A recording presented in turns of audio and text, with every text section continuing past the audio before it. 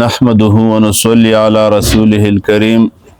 أما بعد فأعوذ بالله من الشيطان الرجيم بسم الله الرحمن الرحيم وعن أبي هريرة رضي الله تعالى عنه قال قال رسول الله صلى الله عليه وسلم من نفس عن مؤمن كربة من كرب الدنيا نفس الله عنه كربة من كرب يوم القيامة ومن يسر على معسر يسر الله عليه في الدنيا والآخرة ومن ستر مسلما ستره الله في الدنيا والآخرة والله في عون العبد ما كان العبد في عون أخيه الحديث. زما عزتمندو د درس حدیث په سلسله کې دا مختصر درس تاسو ته عرض کول غواړم. حدیث طویل حدیث دی د ابو هريره رضی الله تعالی عنه چې امام مسلم رحمت الله علیه په خپل صحیح کتاب کې نقل کړي. حضرت ابو هريره رضی الله تعالی عنہ روایت فرمایي، هغه فرمایي چې رسول الله صلی الله علیه وسلم فرمایلی دي من نفس عن مؤمن كربة من كرب الدنيا نفس الله عنه كربة من كرب يوم القيامة. هر هغه څوک چې د یو مؤمن مسلمان نه یو مصیبت د دنیا لري کی، نفس په معنا د فرج ده، یعنی تفریج وسعت او فراخی پر راوړي او دا مصیبت د یو مسلمان نه لري کی، په دفع د مصیبت کې د یو مسلمان سره کومک کی.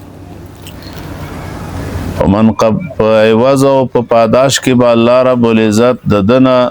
یو لوی مصیبت په ورځ د قیامت کې لري کوي. نفس الله عنه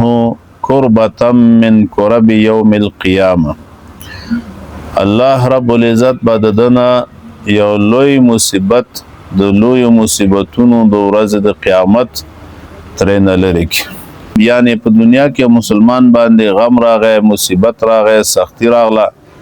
بل مؤمن سره کومک وکړ،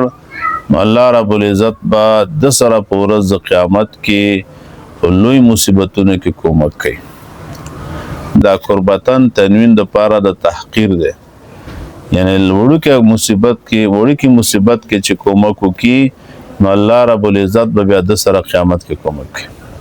دویمه جمله د حدیث دا ده من یسر علی معسر،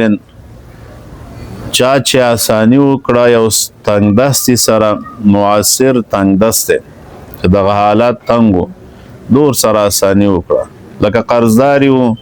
مهلت ورکړ، څه د قرض حصه ورته معاف کړه یا ټول قرض ورته معاف کړ، نو الله رب العزت به د سره سکی دی مؤمن سره چې دا عمل د الله رضا د پاره کړی. نو فرمایي چې یسر الله علیه فی الدنیا والآخرة، الله رب العزت به په د باندې آسانی کوي هم په دنیا او هم په آخرت کې، یعنی آسانی به ورته راولي. یسر الله علیه، سختیان به ورته آسانه کی، آسانی به پرې راولي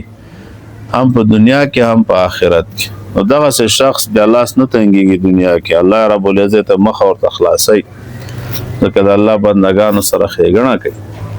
چا چې لاس تنګ هغه سره خوبي کوي، ښېګڼه کوي، آساني ورته راوړي، آساني پرې کوي. د کدام داخل دی چې یو سړی تنګ دست دی تور سره کومک کوي تر څو چې د هغه لاس خلاص شي، کار روان شي، یا د قرضونو نه خلاص شي، هغه زکات ورته ورکوي، یا دارنګې نور کومک ور سره کوي چې هغه مشکلات او هغه د سختۍ نه او د تنگ دستۍ نه راووځي.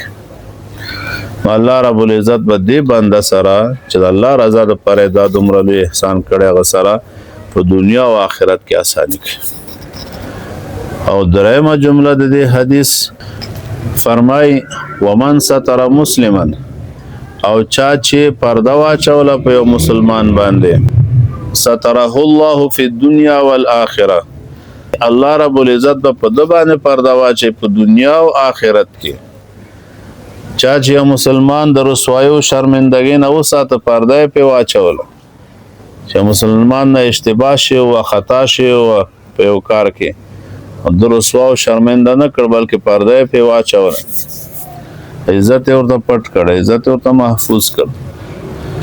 رسول الله علیه السلام فرمایي ستره الله فی الدنیا والآخرة الله رب العزت په د باندې پرده واچي په دنیا او آخرت کې نو الله به رسوا کوي او شرمنده کوي نه الله ور باندې پرده اچي الله متعال ور باندې پرده اچي او قیامت کې پرده چول دادي چې هغه حساب کتاب امر سره په پټه کوي لکه حدیث شریف کې چرایي ان شاء الله حدیث به ورځ وایو چې نبی له سلام ای بعض مؤمنان سره چې الله حساب کوي نو پرده به واچي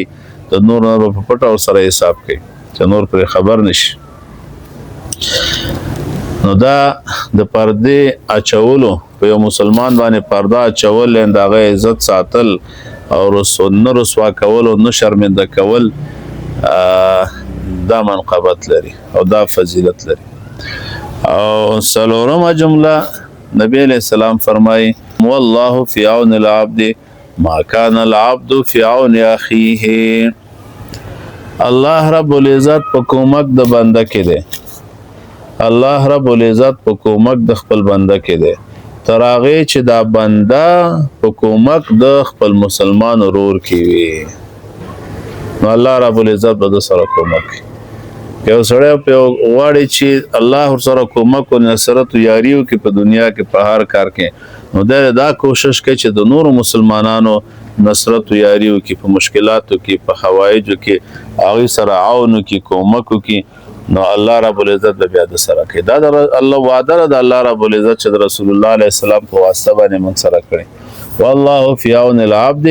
ما کان العبد فی عون اخیه دا څلور جملې شزما عزتمندو د دې حدیث د اوله حصے نه چمن ترجمه کړه دینه دا معلومه شو چې د مسلمان سره په سخته کې کومک کول او دارنګي مسلمان چې کله مصیبت کې گیر وی کومک کول مسلمان باندې آسانی کول آسانی راوستل دارنګي مسلمان باندې پرده چول مؤمن باندې پرده چول پرده په دې معنی چې نه رسوا کول او نه شرمنده کول په معاشره کې په یو خطا باندې په یو ګناه باندې چې هغه نشي او سلورو مسلمان سره عون او نصرت او یاری کول په هر کار کې دا په حقیقت کې ځان سره کول دي او الله رب العزت به دې بنده ته متوجه کیږي او